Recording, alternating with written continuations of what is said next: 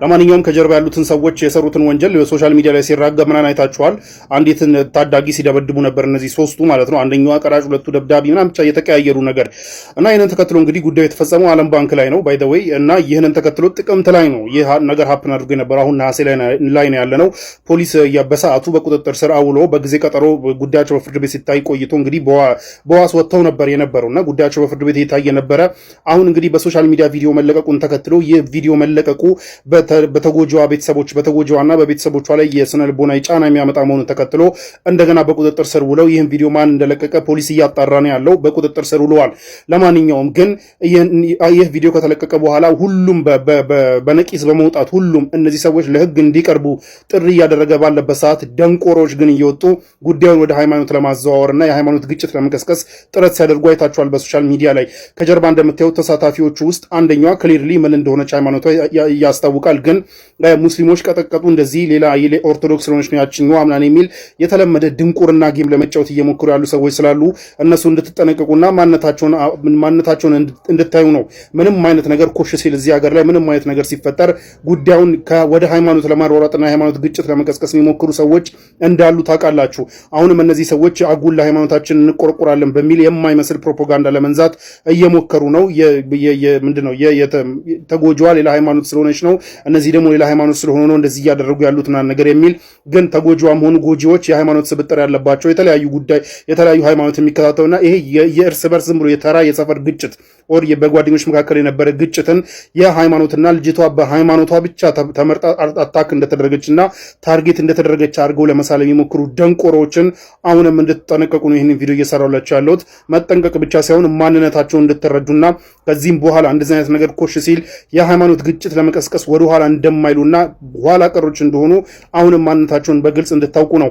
ለማንኛውም ልጆቹ መልሰው በቁጥጥር ስር ውለው ይህንን ቪዲዮ የለቀቀውና ለተጎጂዋም እንዲሁም ደግሞ ለተጎጂዋ ቤተሰቦች የስነ ልቦናዊ ጫና እንዲፈጠር ያደረጉት እነማን እንደሆኑ ፖሊስ ደግሞ እያጣራ ነው ያለው። ለማንኛውም ግን ልጅቷን ተጎጂዋን መርዳት እንዲሁም እንድትቋቋም ማድረግ የመሳሰሉ ነገራቶች ነው ከህብረተሰቡ የሚጠበቀው። ያው ከደንቆሮች ደግሞ የሚጠበቀውን ደንቆሮቹ እያደረጉ ይገኛሉ። ከነሱ የሚጠበቅ ነው። ህብረተሰቡ ግን ከህብረተሰቡ የሚጠበቅ ነገር አድርጎ ልጅቷን ቢያቋቁማት ጸዴ ሀሳብ ነው ማለት ነው። ቱርክ እስራኤልን ማበሳጨቷን አጠናክራ ቀጥላበታለች። የሰሞኑ ብስጭት ደግሞ መነሻው ይኸውላችሁ እዚች ጋር የምታዩት ጠረጴዛ ላይ የምታዩት እንትናለች ዋንጫ የምትመስል ነገር እሷ ነች የጸቡ መነሻ። ከዚህም በፊት እንደምታውቁት ቱርክ ወደ ሶሪያ ወደ ላታኪያ የጦር መርከብ እስከ መላክ ደርሳለች። እስራኤል ሶሪያ ውስጥ እንደ ልቧ እንዳትፈነጭ እስከ ማገደም እንቅስቃሴዋን እስከ ማደናቀፍም ደርሳለች። ከዛ በኋላ ደግሞ እንደምታውቁት እንግዲህ የሐማስ አመራሮች ከቀጠር ነበር ቤዛቸውና ከቀጠር ወደ ቱርክ ሁሉ ሙቭ የማድረግ እንቅስቃሴ ላይ ናቸው። ወደ እዛ ሙቭ አድርገዋልና ያው ባለፈው እንደምታውቁት ቀጠር ውስጥ የሐማስ አመራሮች ስብሰባ ላይ ያሉ እስራኤል አታክ ማድረጓን ተከትሎ ያው ቀጠር ምንም አቅም እንደሌላት ስለሚታወቅ የተሻለ ዲፌንስ እና የተሻለ ሴፍቲ የሚያገኙት ተርኪ ውስጥ በመሆኑ ወደ ተርኪ ሙቭ አድርገዋልና ይሄ ሁሉ አላንስ ብሎ እንግዲህ እዚህ ጋር የምታዩዋቸው የቱርክ ፎሬን ሚኒስትር ሀካም ፊዳን ከሊቢያው መሪ ጋር እዚህ ጋር በተገናኙበት ላይ እዚች ጋር የምታዩት ዋንጫ ነች አሁን ችግሯ። ናው ዋንጫዋ ላይ ምን አለ መሰላችሁ? ይሄ ፒክቸር አለ። ይሄ ፒክቸር እስራኤልን ሪኮግናይዝ የማያደርግና እስራኤል ዛሬ ይዛ ያለችውን ኦኩፓይድ የሆነውን መሬት በሙሉ የፍልስጤም መሬት ነው የሚል ካርታ ነው። ይህ ካርታ በፊት ከ1948 በፊት የእስራኤል እንዳገር ምናምን ብላ የሰው መሬት ሳትወር በፊት የነበረ ካርታ ነውና ያ ካርታ ያንን ካርታ የያዘ ዋንጫ መካከል እንግዲህ ሀካም ፊዳን እና የሊቢያው መሪ አንድ ላይ ቁጭ ብለው መታየታቸው ይህ እንግዲህ ሀካም ፊዳን እንደምታውቁት የቱርክ ፎሬን ሚኒስቴር ነው። ሰው ቶፕ ዲፕሎማት ነው የቱርክና እሱ አብሮ ያለባቸው ፒክቸሮች ምናምን ነገር ዝም ብለህ እንደ ቀልድ የምታያቸው እንደ አጋጣሚ የምታያቸው ሳይሆን የአንድ ነገር ፖሊሲ በግልጽ የሚያሳዩ ናቸውና ይሄንን ተከትሎ የእስራኤል ፎሬን ሚኒስትሪ እዚህ ጋር የምታዩትን ትዊት ኦፊሻል ትዊተሩ ላይ ራሱ ይሄንን ትዊት አድርጓልና ያው እያለቃቀሰ ነው። ለማንኛውም እዚህ ጋር የምታዩት ማፕ እንግዲህ ቱርክ ሪኮግናይዝ የምታደርገው ማፕ ይህ መሆኑን የሚያሳይ ነው። ይህ ማፕ ደግሞ የእስራኤል የምትባል ሀገር እንደ ሀገር ሪኮግናይዝ የማያደርግና ይህ መሬት የፍልስጤም መሆኑን የሚያውጅ መሆኑን ተከትሎ እስራኤል እንደ አዲስ ብስጭቷን ቀጥላለች። እንደምታውቁት እስራኤል ቀጥታ ከኢራን በኋላ ቀጥታ ጠላታችን ተርኪ ነች ብላ ኦፊሻሊ እስከማወጅሉ ደርሰዋል። የእስራኤል ኦፊሻሎች እንዳሰቡት ኢራን በቀላሉ ምትረግፍላቸው ሳትሆን ቀርታ አረጋገፈቻቸው እንጂ እንደ ሐሳባቸውማ ከሆነ አያቶላውን ገለው ኢራንን ወዲያው ከተገላገሉ በኋላ ፊታቸውን ወደ ቱርክ ማዞር ነበረ። ኦፕንሊም ሲናገሩ የነበሩት የኢራን ጉዳይ ባጭሩ የሚያልቅ መስሏቸው ነበር። አላለቀም።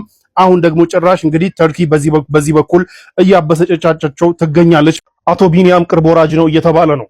አቶ ቢኒያም እንግዲህ እስራኤል ላይ አሁን የምርጫ ሰዓት ነውና አቶ ቢኒያም ላለፉት 3-4 ዓመታት እስራኤል ላይ ኮንስታንትሊ ሚሳኤል እንዲዘንብ ሲያደርጉና የእስራኤልን ህዝብ ሲያቃዡና ሲያባንኑ የነበሩት እንዲሁም በየጉሬው እንዲደበቅ ሲያደርጉ የነበሩት አቶ ቢኒያም በምርጫ እየተቀጡ ያለበት ሁኔታ ነው ያለው። እንግዲህ የእስራኤል ውስጥ መንግስት ለመመስረት 61 መቀመጫ ሲያስፈልግ የአቶ ቢኒያም ፓርቲ ግን 49 መቀመጫ ብቻ ነው እስካሁን ድረስ ያገኘው እየተባለ ነው። ያ ብቻ ሳይሆን እስካሁን ድረስ 68 መቀመጫ ነበረው። አሁን ላይ ስልጣን ላይ ነው አይደል ያለው 68 መቀመጫ ነበረው። አሁን ግን ያንንም በጣም ሩቅ ሆኖበታል። 49 መቀመጫ ብቻ ነው ያለው እየተባለ ነው። አቶ ቢኒያም እንግዲህ በዚህ በተለይ ጋዛ ላይ ባሳዩት እንዲሁም ደግሞ ከኢራን ጋር በተነኮሱት ትንኮሳ የተነሳ በተደጋጋሚ እስራኤል ላይ ጥቃት እንዲፈጸምና የእስራኤል ህዝብ መቀመጫ እንዲያጣ በየጊዜው አላርም እየጮህበት በየጊዜው ወደ ጉሬው እንዲሮጥና ከፍተኛውን ስደት እንዲኖር ያደረገ ነው የአቶ ቢኒያም ፖሊሲ። ይህንን ተከትሎ እንግዲህ በምርጫ ይቀጣሉ ተብሎ ሲጠበቁ የነበሩት አቶ ቢኒያም አሁን በምርጫ እየተቀጡ ያለበት ሁኔታ ነው ያለው። ያሸንፋሉ የሚል ፕሪዲክሽን በምንም በኩል የለምና ወዳጃቸው ዶናልድ ትራምፕ ደግሞ አቶ ቢኒያምን ኢንዶርስ አድርገው የአቶ ቢኒያም ደጋፊነታቸውን እንደገና አናውንስ አድርገው እንግዲህ ድምጽ እንዲያገኙ ያደርጋሉ ተብሎ ሲጠበቅ ዶናልድ ትራምፕ በተደጋጋሚ ቢጠየቁም አቶ ቢኒያምን ኢንዶርስ ከማድረግ ወደኋላ ብለዋል፣ የለውበትም ብለዋል። ይህንን ተከትሎ እንግዲህ በጣም ከፍተኛ የሆነ የድምጽ እጥረት እያጋጠማቸው እንዳለ እየተነገረ ነው። ያው የሚመጣው አቶ ቢኒያም ቢሸነፉም ቀጣይ የሚመጣው መንግስት ለገዛም ሆነ ለፍሪው ዓለም የተለየ ነገር ያደርጋል ተብሎ ባይጠበቅም ግን የአቶ ቢኒያም ውድቀት መጀመሪያ ነው የሚሆነው እየተባለ ነው። ያ ብቻ ሳይሆን አቶ ቢኒያም በሙስና ክስ አለባቸው። አሁን ላይ ስልጣን ላይ ስላሉ በስልጣናቸው በተደጋጋሚ በመጠቀም ክሱ እንዲራዘም እያደረጉ ያሉ ሲሆን ምናልባትም ከስልጣን የሚወርዱ ከሆነ ያ ክስ እንዳዲስ ተከፍቶ አቶ ቢኒያም እስር ቤት ሊገቡ የሚችልበትም እድል እንዳለ እየተነገረ ነው። ከዚህ በፊት እንደምታውቁት ከዶናልድ ትራምፕ ጋር በነበራቸው ውይይት አቶ ቢኒያም ከነሚስታቸው አሜሪካ ላይ ፐርማነንት ሬዚደንስ እንዲሰጣቸው ጥያቄ ሁሉ እስከ መጠየቅ ደርሷል። ከስልጣን ከወረድኩኝ በሙስና ታሰራለሁ ብለውና ያ ነገር ሪያሊቲው እየመጣ ሳይሆን አይቀርም እየተባለ ነው። ለማንኛውም ኦክቶበር ላይ ፋይናል ምርጫው እንግዲህ ሲታይ አቶ ቢኒያም የሚወድቁ ከሆነ ደግሞ አይገስ ዊልስ አሁን ደግሞ ሰላም ወረደ ሲባል ቀጠርና ኢራን መካሰስ ይዘዋል። ከሳሿ እንግዲህ ኢራን ነች። የኢራን ሪቮሉሽነሪ ጋርድ የሰርች ኤንድ ሬስኪው ቲም ዋና አዛዥ የሆኑት ጀነራል ሰይድ መሐመድ የሚባሉት ጀነራል ለቀይ መስቀል በጻፉት ደብዳቤ ነው እንግዲህ ቀጠር የኢራንን 3 ፓይለቶች በቁጥጥር ስር አውላ እስካሁን አፍና ይዛለችና ቀይ መስቀል ይህን ጉዳይ ይከታተልን የሚል ደብዳቤ ጻፉት። እንደ ደብዳቤው ከሆነ እንግዲህ ማርች 2 ላይ ጦርነቱ ፌብሩዋሪ 28 ጀምሮ እንግዲህ ማርች 2 ከሁለት ቀን በኋላ ማለት ነው የኢራን ሱ-24 አብራሪዎች 4 የሆኑ አብራሪዎች ወደ ቀጠር ሂደው ቀጠር ውስጥ የሚገኙን አልኡደይድ የአሜሪካ ኤርቤዝ ለመምታት ሙከራ ሲያደርጉ በነበረ ሰዓት ጀታቸው ተመተው መውደቃቸው ታውቋል።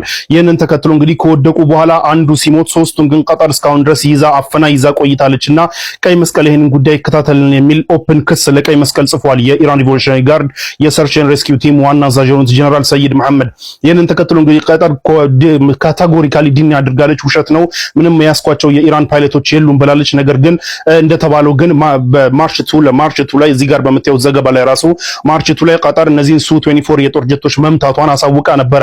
እነዚህ ጀቶች ከወደቁ በኋላ እንግዲህ አሁን ለዚህ ክስ ዲና ያደረጉት የቀጠር ኦፊሻል እንደተናገሩት እነዚህ ጀቶች ተመተው ከወደቁ በኋላ ሰርች አድርገን አካባቢውን ፈልገን ፓይለቶቹን ለመያዝ ፈልገን እንግዲህ ያገኘነው አንድ የሞተ ነው፣ እሱንም ለኢራን መልሰናል ብለዋል።